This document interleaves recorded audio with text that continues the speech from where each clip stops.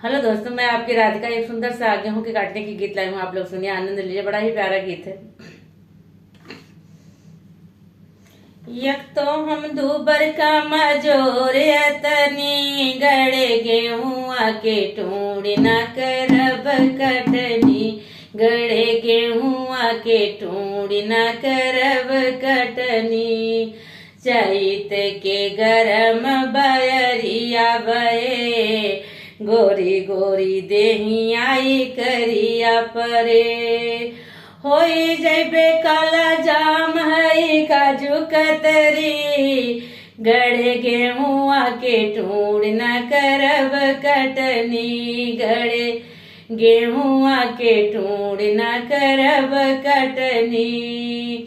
ऐसी के रावैया कहता ही सुनीला सही सही। इसके हम पिया रहवैया आही कहता ही सुनीला सही सही।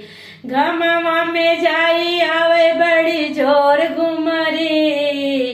गड़े गेहुआ के टूड़ न करब कटनी। गड़े गेहुआ के टूड़ न करब कटनी।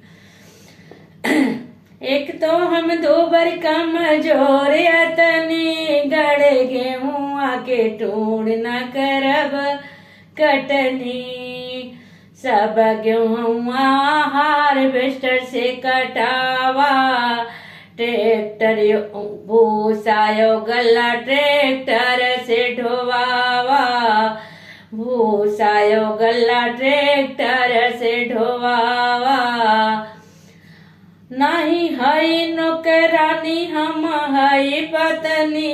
गड़े गेहुआ के टूड़ न करब कटनी। गड़े गेहुआ के टूड़ न करब कटनी। एक तो हम दूबर कमजोर तनी गड़े गेहुआ के टूड़ न करब कटनी।